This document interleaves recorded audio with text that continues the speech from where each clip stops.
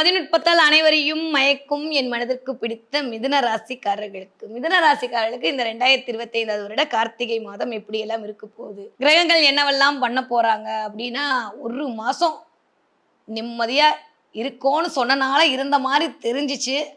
அதுக்குள்ளேயே இந்த பிரபஞ்சத்துக்கு பொறுக்கலையா, மறுபடியும் குருவை கூட்டு வந்து எங்க தலையில உட்கார வச்சு, அது வக்ரமா வர உட்கார வச்சு, இதெல்லாம் நல்லாவா இருக்கு அப்படின்ற மாதிரி மைண்ட் வாய்ஸோட இந்த வீடியோவை பார்க்க வந்திருக்கும் என் மனதிற்கு பிடித்த மிதுன ராசிக்காரர்களை என்ன பண்றது, விதி வழி. இது எப்பவுமே கடவுள் வந்து ஸ்ட்ராங்கான ஆளுகளுக்கு தான் பிரச்சனை எல்லாம் கொடுப்பாராமா.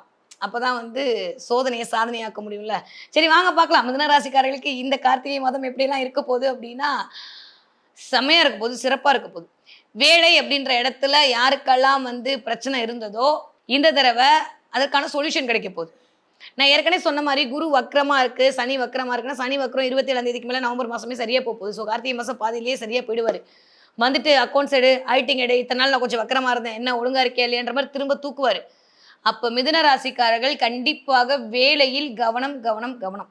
வேலையில வந்து என்ன பண்றது, சுகர் கோட்லாம் கொடுக்காம சொல்லலாம், கொஞ்சம் மேலதிகாரா பகச்சிக்காம இருக்கிறது. ஸோ இந்த மாதிரி வேலையெல்லாம் பார்க்காம இருக்கிறதெல்லாம் இந்த மாதம் கொஞ்சம் தேவைப்படக்கூடிய தன்மை இருக்கு. அப்போ என்ன, சின்சன் மாதிரி அமைதின்னு இருக்கணும். யார் என்ன சொன்னாலும் என் கடன் பணி செய்து கிடைப்பதே, போவது லேப்டாப்டே தட்டுவது, ஆன்லைனில் கேம் ஆடுவது, ரீல்ஸ் பார்ப்பது, வீட்டுக்கு வருவது என்று இருந்து விட்டீர்களே ஆனால் மிதுன ராசிக்காரர்களுக்கு மிகுந்த பிரச்சனை எதுவும் வராது. அப்படி இல்லை என்றால் வக்ரமான குரு சும்மா இல்லாம சில விஷயங்களை பண்ணுவார். ஏன்னா 11ஆம் அதிபதி வக்ரமாறார். எப்பயுமே உடனே வக்ரம் நீச்சம், நான் எப்பயுமே என்ன வக்ரம்னா கொஞ்சம் வலு குறைந்து இருக்கும். இன்னொன்று மட்டும் சொல்றேன், உங்கள்கிட்ட மட்டும் சீக்ரெட் சொல்றேன், யார்ட்டையும் சொல்லாதீங்க. இந்த வக்ரமான கிரகம்லாம் கொஞ்சம் குடிகார மாதிரி, எப்போ என்ன பண்ணணும் அதுக்கும் தெரியாது, நம்மளுக்கும் தெரியாது. நம்மளுடைய சேஜாதகம் நல்லா இருந்துச்சுன்னா நம்மளுக்கு ஓரளவுக்கு நல்லா இருக்க போகுது. இல்லையா, நேரா அப்பா ஈசா உன்னை விட்டா எனக்கு வேற வழியே இல்லைன்னு காலில் போய் சரணாகதி அடைஞ்சிருக்கு. அது மட்டும்தான் இந்த மாதம் மிதுன ராசிக்காரர்களுக்கு ஒரே தீர்வு. போன மாதம் வரைக்கும் உங்கள் எல்லா வீடியோ பார்த்தா சூப்பர்னு ஏரில் இருக்க வச்சு அப்படியே புதுக்கடின்னு கீழே விட்டிங்கன்னா என்ன பண்ணுறது. அதான் சொல்லிட்டேன், மிதுன ராசிக்காரர்களை பொறுத்த வரைக்கும் இந்த ஒரு மாத காலம் ஒரு ஷேக் கொடுக்கும். கண்டிப்பாக ஏதாவது ஒரு விஷயத்தில் ஒரு ஷேக் இருக்கும்.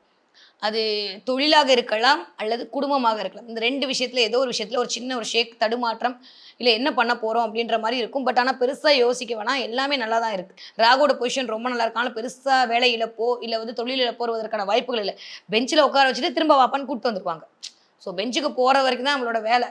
நிறையா பேருக்கு வந்து நான் ஏற்கனவே சொன்ன மாதிரி உள்ளூரில் இருந்தால் வெளிநாட்டுக்கு போகிறது, வெளிநாட்டில் இருந்தால் உள்ளூருக்கு வருதுன்ற மாதிரி கொஞ்சம் வந்து மை இந்தியா மை பிரைடுன்ற மாதிரி ஃபாரின்ல இருக்கவங்களாம் வந்துட்டு போகிறதுக்கான வாய்ப்பெல்லாம் இந்த மிதுன ராசிக்காரர்களுக்கு அவங்களே அனுப்பி விடுறதுக்கான வாய்ப்பெல்லாம் இருக்குது. அதனால கொஞ்சம் கவனமாக இருக்க வேண்டிய காலகட்டமாகத்தான் இருக்குது. கேர்ஃபுல்லாக இருக்கணும் வேலை உத்தியோகத்தில். ஓகே, ஏன்னா ராசிநாதனுமே கொஞ்சம் வலு இழந்து தான் இருக்கார். ஒரு 15 தேதிக்கு அப்புறம் செவ்வாய் வீட்டுக்கு போகும்போது சரியாயிடுவாரா அப்படின்னா, அவருடைய வீட்டுக்கு அது 3ஆம் இடமாக இருந்தாலும் நம்ம வீட்டுக்கு அது 7ஆம் இடம், எல்லாம் ஓகே தான். பட் கொஞ்சம் வலு குறைந்த தன்மையில் ராசிநாதனும் இருக்கும்போது கான்ஃபிடென்ட் பவர் கொஞ்சம் கம்மியாகும்.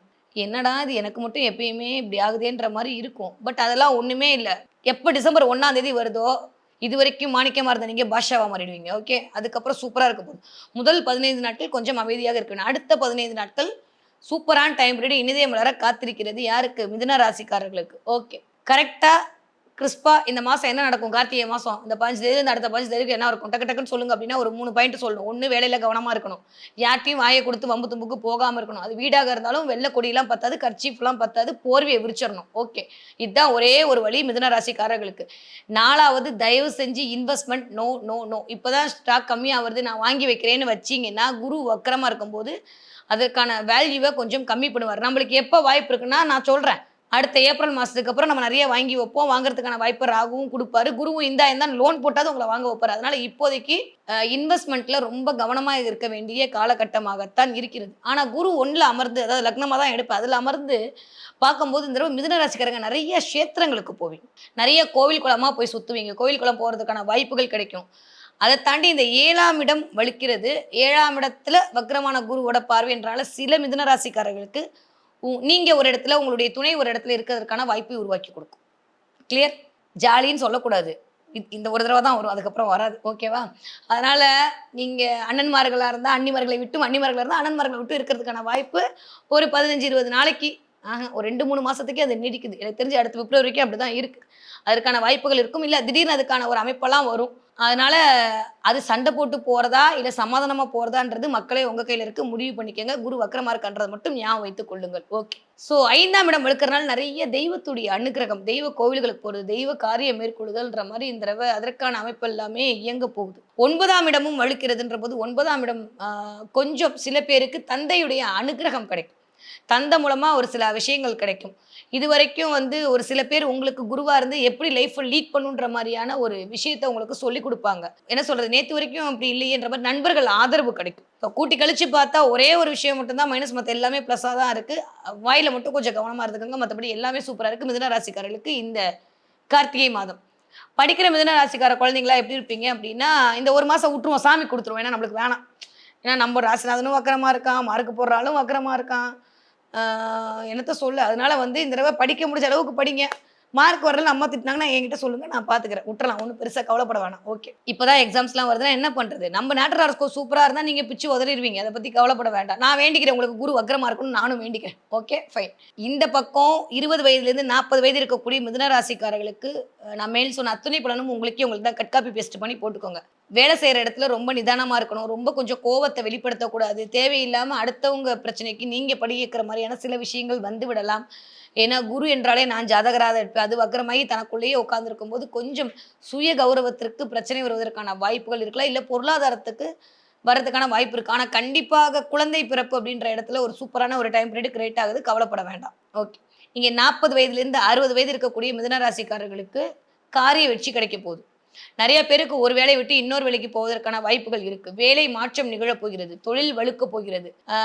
மேபி உங்களுடைய நேட்டரல் ஹாரோஸ்கோப்ல தசாபுத்தி கொஞ்சம் சரியில்ல அப்டின்னா, ஒரு 1 மாசம் 2 மாசம் கொஞ்சம் புது வேலை தேடுறதுக்கான வாய்ப்புகள அது உருவாக்கி குடுக்கும். நீங்க வெளிநாடு, வெளியூர்ல இருந்தீங்கன்னா, உங்க சொந்த ஊருக்கு வந்துட்டு போறதுக்கான வாய்ப்புகள் இருக்கு. குலதெய்வ கோயிலுக்கு போயிட்டு வருவதற்கான வாய்ப்பு, குலதெய்வத்துடைய ஆசி கிடைப்பதற்கான வாய்ப்பெல்லாம் இந்த வயது ஒத்தவர்களுக்கு கண்டிப்பாக இருக்கு.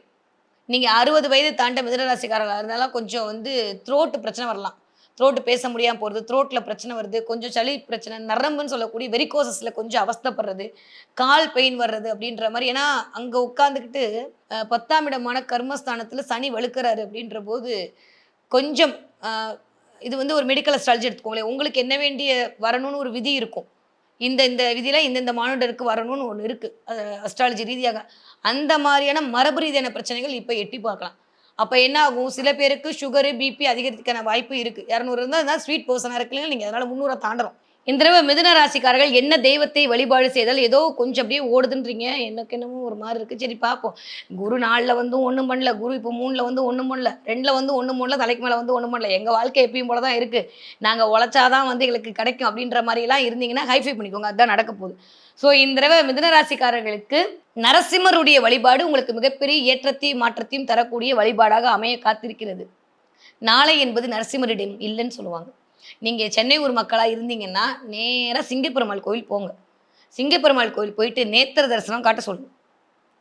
இல்ல உங்கனால முடியும் அப்படின்னீங்கன்னா, நேரா இங்கிருந்து சோளிங்கர் கிளம்பி போங்க. இந்த 1 மாதம் கார்த்திகை மாதம் தான் யோக நரசிம்மராக அவர் உங்களுக்கு நேத்திர தரிசனம் குடுக்கக்கூடிய அமைப்பு கிடைக்கும். கிடைக்கவே கிடைக்காது. இந்த 12 மாசத்துல இந்த மாசத்துல தான் நரசிம்மர் வந்து அவருடைய யோகத்திலிருந்து வெளிவந்து உலக மக்களுக்கு அருள் பாவிப்பார். முடியும்னா கண்டிப்பா எத பத்தியும் கவலைப்படாம உங்களுக்கு 6ஆம் அதிபதி திசை, 8ஆம் அதிபதி திசை ஏதோ ஒண்ணு நெகட்டிவா ஓடிட்டே இருக்குன்னு வச்சுக்கங்கன்னா, டக்குனு போட்டு சோளிங்கர போய் பார்த்துட்டு, அங்க அப்படியே அனுமன் இருப்பாரு. அவரோட நான் பெரிய ஆளு வாப்பா அப்படின்னு. அவரையும் பார்த்தீங்கன்னா, கீழ சூப்பரா மீல்ஸ் குடுப்பாங்க. அதையும் சாப்பிட்டு வீட்டுக்கு வந்துரலாம். ஓகே. அதனால இந்த தடவ நரசிம்மருடைய வழிபாடு மிதுன ராசிக்காரர்களுக்கு மிகப்பெரிய ஏற்றத்தையும், மாற்றத்தையும் தரக்கூடிய வழிபாடாக கண்டிப்பாக அமைய காத்திருக்கிறது. ஓகே. இந்த தடவ நீங்க என்ன பார்ப்பீங்க அப்படின்னா, மிதுன ராசிக்காரங்க இந்த தடவ நெறைய பாம்பு பார்ப்பீங்க. பார்த்தீங்கன்னா எனக்கு கமெண்ட்ல சொல்லுங்க. மிதுன ராசிக்காரங்க இந்த தடவ பாம்பு பார்க்கறது, கனவுல ஏதாவது பாம்பு தெரியிறது, போற வழில பாம்பு பார்க்கறது, மொபைல் திறந்தாலே பாம்பு தெரியிறது, இல்ல பாம்பில் படுத்திருக்கக்கூடிய பள்ளி கொண்ட பெருமாளுடைய இமேஜ் உங்க கண்ல படுறதுன்ற மாரி கொஞ்சம் பாம்பு கனெக்ட் ஆகுது இந்த தடவ. ஏன்னா ராகு, குருவுடைய சேர்க்கை மூலமாக இந்த அமைப்பு வரும்போது, எப்படி படைய பார்த்தா பாம்பே நடுங்குமோ, அந்த மாரி உங்கள பார்த்து எல்லாரும் நடுங்க தான் போறாங்க. நீங்க தேவையில்லாம நடுங்கிக்காதீங்க. அத சொல்றதுக்கான அமைப்பாகத்தான் பிரபஞ்சம் காட்டக்கூடிய சமிக்கைகளாக இருக்கு. ஸோ, இப்ப பாம்பு பார்க்குற டயத்துலருந்து எல்லாமே சூப்பரா சக்சஸ் ஆக போகுது. எல்லாத்துலயுமே ஜெயிக்க போறீங்க. வெற்றி மேல் வெற்றி வந்து சேரக்கூடிய அமைப்பாகத்தான் இருக்கிறது. நீங்களா போட்டு மனச கொஞ்சம் அப்படியே ஷேக் பண்ணாம இருந்தா போதும் அப்படின்னு சொல்றதுக்கு தான் இந்த சமிக்கைகளை பிரபஞ்சம் உங்க கண்ணில் காட்டுகிறது. நரசிம்மர் வழிபாடு, அதுவும் புதன்கிழமை பானகம் வைத்து வழிபாடு செய்தீர்களேயானால் மிகப்பெரிய வெற்றி உங்களுக்கு மலர காத்திருக்கிறது.